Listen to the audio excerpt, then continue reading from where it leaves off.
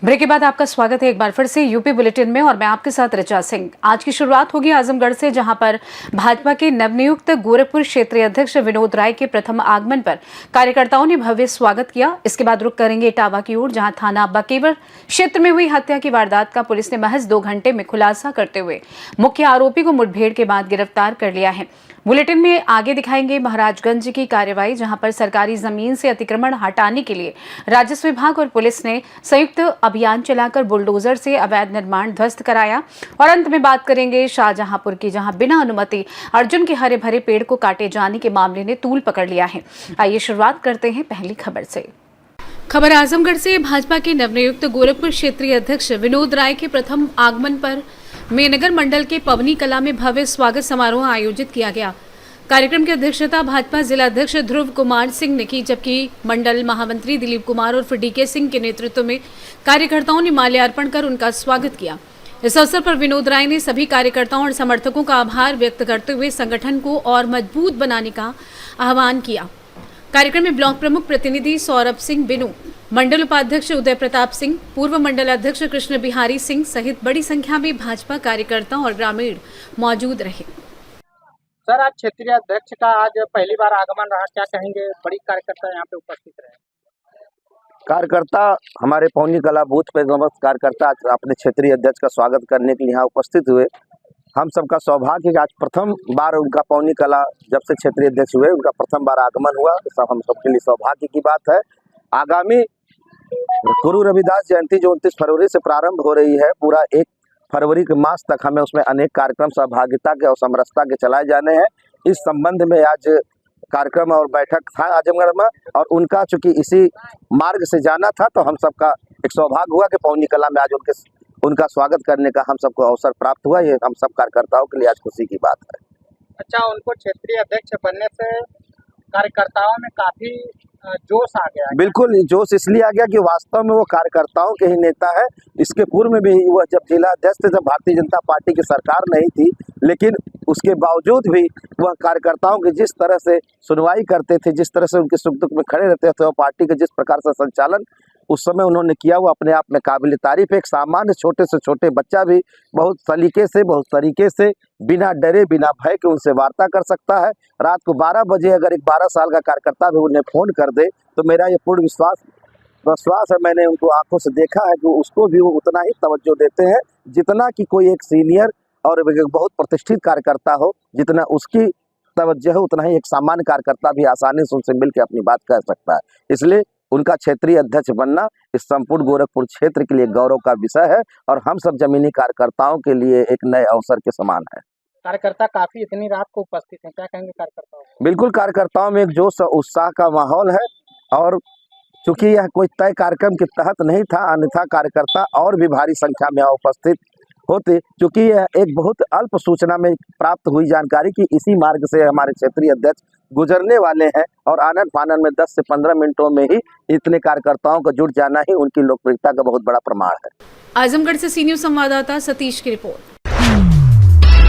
खबर इटावा से, जहां थाना बकेवर क्षेत्र में हुई हत्या की वारदात का पुलिस ने महज 2 घंटे में खुलासा करते हुए मुख्य आरोपी को पुलिस मुठभेड़ के बाद गिरफ्तार कर लिया है।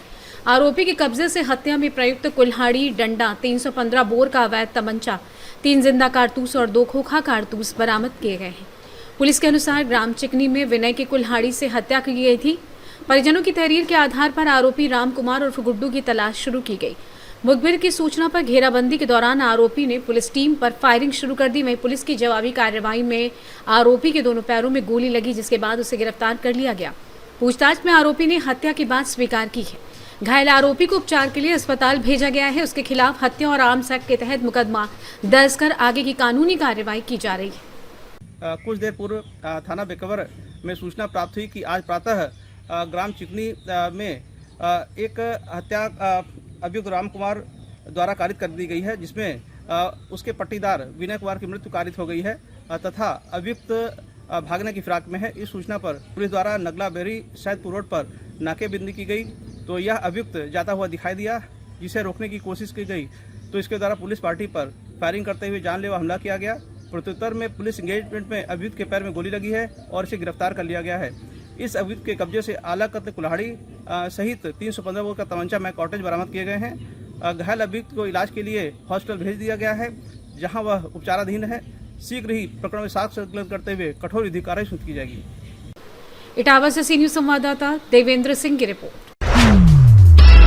झांसी मऊरानीपुर में एक हैरान कर देने वाला मामला सामने आया। दरअसल रेलवे ट्रैक पर मिले एक अज्ञात शव की पहचान जीआरपी ने अशोक अहिरवार के रूप में कर पंचनामा भरते हुए शव को पोस्टमार्टम के लिए भेज दिया, लेकिन उसी शाम अशोक सकुशल अपने घर पहुंच गया, जिससे पूरे मामले में पुलिस की कार्यप्रणाली पर सवाल खड़े हो गए हैं।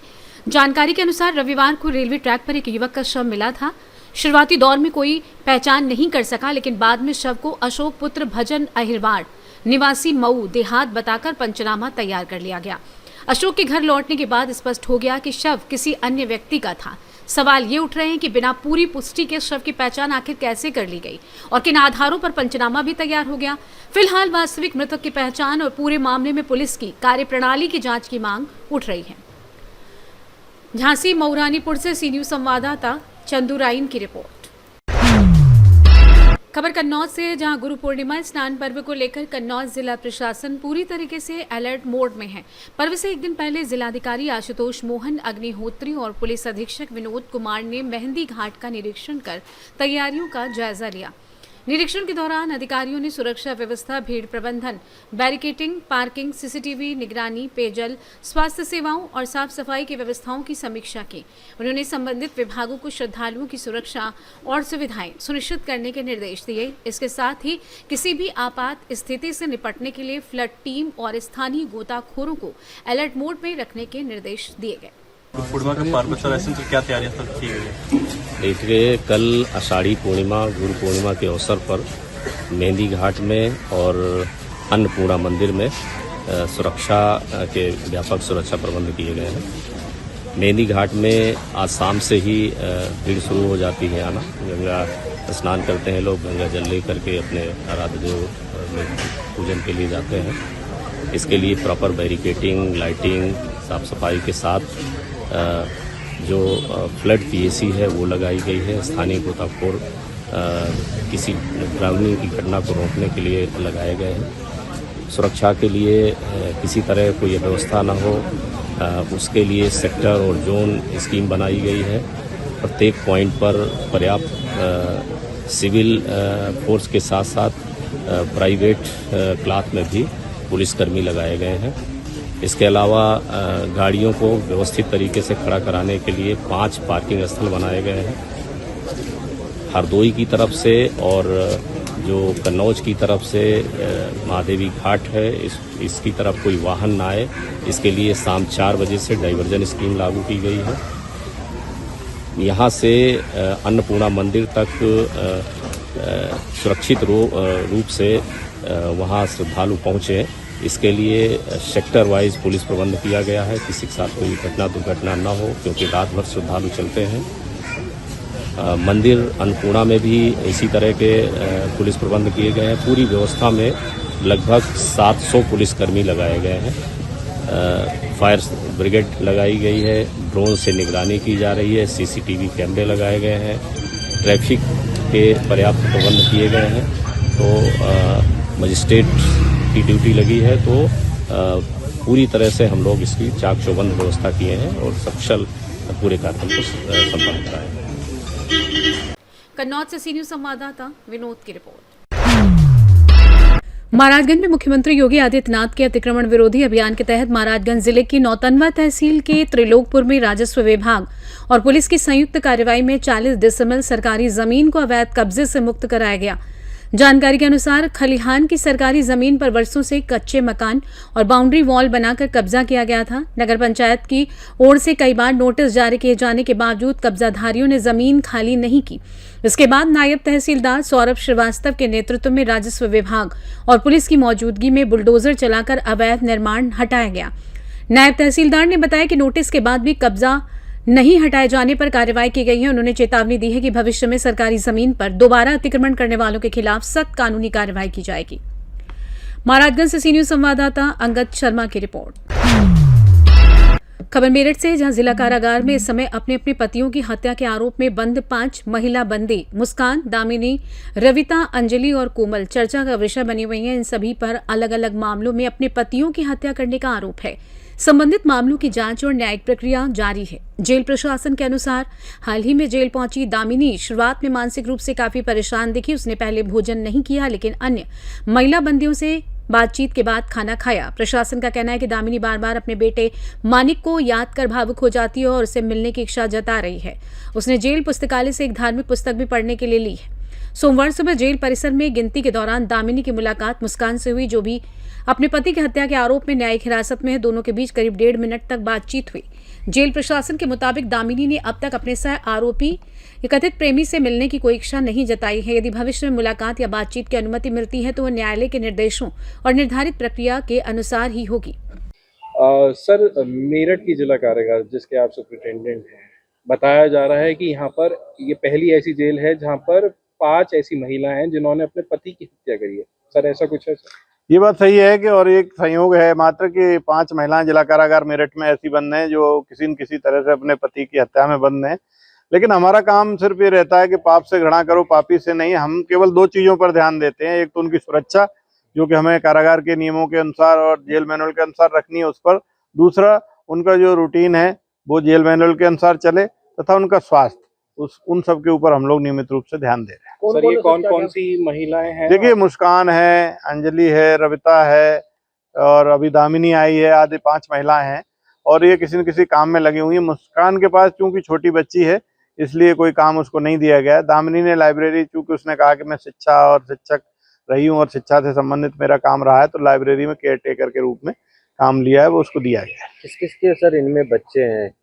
केवल मुस्कान के ऊपर एक बेटी है। मुस्कान अपनी बेटी के साथ रहती तो उसे काम नहीं दिया गया है, बाकी किसी के पास इनमें से बच्चे नहीं। सर, दामिनी के परिवार से कोई मिलने आया? बताया जाता है कि भाई उसका भी एक बच्चा है छोटा, क्या वो भी आया? दामिनी के परिवार से अभी तक कोई मुलाकात नहीं आई है और उसने अपने बच्चे से मिलने की इच्छा व्यक्त की है, तथा बार बार पूछती है कि मेरे बेटे को कोई लेकर आए तो उसे मिलाया जाए।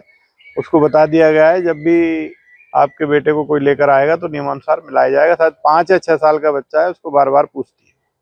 कोई परिवार वाला उससे संपर्क में नहीं? अभी तक कोई नहीं आया। तो आप भी नहीं संपर्क कर पाए? नहीं, देखिए, कारागार के नियमों के अनुसार हमारा ये कर्तव्य है कि यदि कोई मुलाकात के लिए आता है तो हम उसकी मुलाकात कराएंगे। कारागार के जो नियम हैं उनके अनुसार आधार कार्ड आदि लेकर के पर्ची बनवाएंगे, मुलाकात कराएंगे। यदि वो चाहती है कि अपने बेटे को पत्र लिखना चाहती है तो वो फैसिलिटी उसको दी जाएगी। मलाल है सर इनको, जैसे आप देखते होंगे, कभी बात भी करी होगी, या आसपास के जो कैदी हैं उनसे कभी महिला कैदियों से बात हुई हो, इन जैसी महिलाओं को मलाल है कि अपने पति को मारने का कुछ ऐसा हुआ? देखिए, कहीं ना कहीं पछतावा तो होता ही है, लेकिन हम लोग चूंकि इस तरह प्रोफेशनली ट्रेंड किए जाते हैं कि केस के बारे में बंदी से बहुत ज्यादा बात नहीं करते, केवल उसकी सुरक्षा, स्वास्थ्य, खाने पीने और न्यायालय में पेश कराने तक स्वयं को लिमिटेड रखते हैं। कोई स्पेशल डाइट मांगते हैं सर? डॉक्टर्स जिस महिला को स्पेशल डाइट लिखते हैं उसको दी जाती है। जैसे मुस्कान की छोटी बेटी है तो मुस्कान को और उसकी बेटी मन्नत को स्पेशल डाइट्स डॉक्टर्स की परामर्श के अनुसार दी जा रही है। धर्म में भी सर कुछ पूजा पाठ चल रहा है? सभी जो है यहाँ पर अपने अपने धर्मों के अनुसार पूजा पाठ करती हैं और सुंदरकांड और भजन संध्या नियमित रूप से होती है। तो ये सभी महिलाएं सुंदरकांड और भजन संध्या में बढ़ चढ़ कर भाग लेती हैं। तो काउंसलिंग में उनसे क्या क्या पूछा जाता है? क्या काउंसलिंग के टिप्स हैं? काउंसलिंग में ये देखा जाता है कि किसी महिला के अंदर डिप्रेशन, फ्रस्ट्रेशन ना आए। यदि अकेले में रह रही है तो इस तरह एकांतवास पसंद कर रही है तो हम लोग प्रयास करते हैं कि वो घुल मिल कर रहे ताकि किसी प्रकार की अवांछनीय घटना न करे। प्रयास किया जाता है कि अन्य महिला बंदियों के साथ और जो यहाँ पर स्टाफ है उनके साथ वो मिलजुल कर रहे। तो 5 एक ही बैरक में, अलग अलग बैरक? नहीं, 4 एक बैरक में है, 12B में और 1 12A में है। मेरठ से सी न्यूज संवाददाता लखन यादव की रिपोर्ट। खबर मिर्जापुर से, जहां थाना मड़िहान क्षेत्र के ग्राम दाढ़ीराम में नवीन पुलिस चौकी निर्माण का भूमि पूजन एवं शिलान्यास मजवा विधायक सुचिस्मिता मौर्य और पुलिस अधीक्षक अपर्णा रजत कौशिक ने किया। कार्यक्रम की शुरुआत फीता काटकर हुई, जिसके बाद विधि विधान से भूमि पूजन किया गया। इस अवसर पर पर्यावरण संरक्षण का संदेश देते हुए वृक्षारोपण भी किया गया।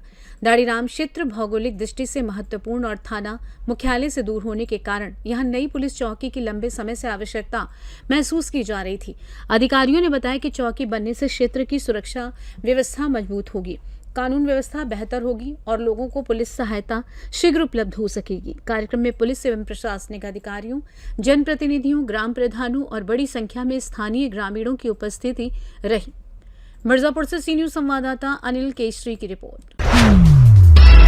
खबर उन्नाव से, जहां गुरु पूर्णिमा के अवसर पर लगने वाले मेले और गंगा स्नान की तैयारियों का जायजा लिए जिलाधिकारी घनश्याम मीणा ने वरिष्ठ पुलिस अधीक्षक जयप्रकाश सिंह के साथ मां चंद्रिका। इस दौरान उन्होंने सुरक्षा में स्वच्छता, पेयजल, प्रकाश व्यवस्था, बैरिकेडिंग, शौचालय और महिला श्रद्धालुओं की सुविधाओं की समीक्षा। जिलाधिकारी ने अधिकारियों को सभी व्यवस्थाएं समय पर घाटों की साफ सफाई सुनिश्चित कर गहरे पानी वाले स्थानों पर बैरिकेडिंग कराने, पर्याप्त नाव और गोताखोर तैनात रखने तथा श्रद्धालुओं को स्नान, पूजन और दर्शन के दौरान। उन्नाव से सी न्यूज संवाददाता सुशील यादव की रिपोर्ट।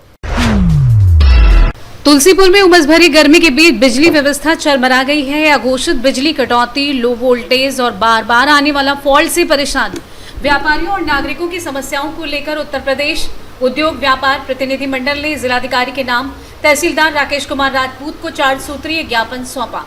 संगठन के पदाधिकारियों ने आरोप लगाया कि विभागीय अधिकारियों का तैनाती स्थल पर निवास न करना, फॉल्ट ठीक करने में देरी और उपकेंद्र से सही जानकारी न मिलने से लोगों को भारी परेशानी हो रही है। साथ ही शुगर फैक्ट्री स्थित 132 केवी उपकेंद्र से नई बाजार उपकेंद्र तक 33 केवी लाइन जोड़ने की वर्षों पुरानी मांग को जल्द पूरा करने की अपील की गई, ताकि तुलसीपुर नगर समेत करीब 450 गांवों की बिजली व्यवस्था में सुधार हो सके। इस अवसर पर बार एसोसिएशन अध्यक्ष कमल नयन तिवारी, उपाध्यक्ष महेश गोयल, रिजवान बबलू, सरदार बबलू सिंह सहित व्यापार मंडल के अनेक पदाधिकारी उपस्थित रहे। आज व्यापार मंडल की तरफ से जिलाधिकारी को संबोधन में एक 4 सूत्रीय मांग के साथ हमने एक ज्ञापन दिया है, जिसमें यह कहा गया है कि इस उमस भरी गर्मी में लो वोल्टेज की समस्या, आए दिन बार बार फॉल्ट होने के कारण हम लोगों ने जिलाधिकारी महोदय से ये मांग किया है कि जब तक एसडीओ और जेई यहाँ पे उनका स्थायी निवास नहीं होगा, तब तक यहाँ की समस्या जस की तस बनी रहेगी। मैं अपने ज्ञापन के माध्यम से जिलाधिकारी महोदय से हमने ये कहा है कि इस अघोषित कटौती, जबकि हमको सरकार के द्वारा 21.5 घंटे की लाइट का सप्लाई दिया जाना है, लेकिन हमको 21.5 घंटे की सप्लाई नहीं मिल पा रही है। मैंने अपने पत्र के माध्यम से जिलाधिकारी महोदय से ये निवेदन किया है कि अबलम भी इसकी सुचारू रूप से व्यवस्था की जाए, जिससे सरकार को जो बदनाम करने का कुचक प्रयास किया जाता है वो अविलंब समाप्त किया जाए। तुलसीपुर से सी न्यूज संवाददाता अनुराग श्रीवास्तव की रिपोर्ट। शाहजहांपुर जिले के बंडा क्षेत्र में बिना अनुमति अर्जुन का हरा भरा पेड़ काटे जाने का मामला सामने आया है। आरोप है कि निजी अस्पताल का निर्माण करा रही डॉक्टर रामकुमार वर्मा ने वन विभाग की अनुमति के बिना रात में पेड़ कटवा दिया। मामले की जानकारी मिलने पर वन विभाग की टीम ने मौके पर पहुंचकर जांच शुरू कर दी है। जानकारी के अनुसार बंडा पुवाया नेशनल हाईवे स्थित उमरापुर गांव में अस्पताल निर्माण के पास अर्जुन का विशाल पेड़ था। आरोप है कि रात करीब 1 बजे पेड़ को चोरी छिपे कटवाकर उसकी लकड़ी भी मौके से हटा दी गई। बताया जा रहा है कि कुछ दिन पहले स्थानीय लोगों ने पेड़ की तस्वीर भी ली थी। मामले को लेकर वन विभाग के अधिकारियों से शिकायत की गई है। जांच के बाद ही स्पष्ट होगा कि पेड़ कटान में नियमों का उल्लंघन हुआ है या नहीं और दोषियों पर क्या कार्रवाई की जाएगी। शाहजहांपुर से सी न्यूज संवाददाता रवि की रिपोर्ट। फिलहाल के लिए इस खास बुलेटिन में बस इतना ही। देश दुनिया की तमाम बड़ी खबरों को जानने के लिए देखते रहें सी न्यूज भारत। हर खबर आपके साथ, आपके हाथ।